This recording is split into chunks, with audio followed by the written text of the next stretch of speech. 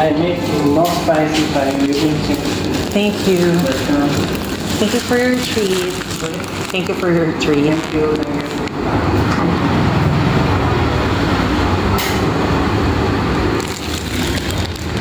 So, may napadala po sa akin yung pagkain galing sa kabilang tindahan. I mean, kabilang restaurant from dito sa hotel ko. Ewan ko, kinuha ka na WhatsApp ko eh. Tapos, nag-chat sa akin. Sabi niya, sige daw kong dala ng food tsaka drinks. Ito yung resto, oh.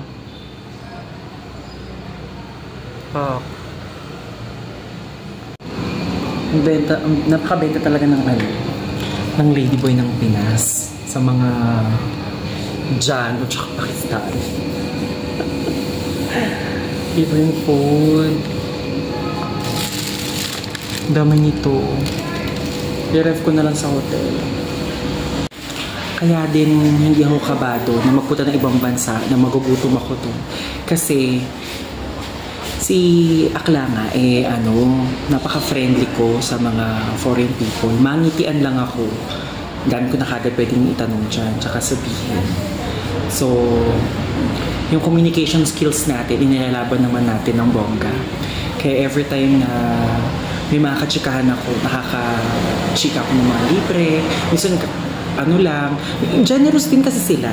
Lalo na kapag namamangha sila sa'yo. Hindi ko naman sasabing kamangha-mangha ako Hindi ko nagbubuhat ng bangko ko. Pero, yan, may ganyan, may mga chances na may mga free, may mga binibigay na mga in return of generosity nila, kindness nila, nagbibigay ng mga food. Kaya, yun. So, until now, hinihintay ko pa yung friend kong Vietnamese, kakatapos niya ng dong kasi papunta na rin siya. Tapos after nun na kami ng beer sa labas. Then, for sure, tulog ako bukas. Wala pa akong plano kung anong eksena. Basta, bahala na. So, ang tagal ko pa. Hanggang Biyernes pa ako dito.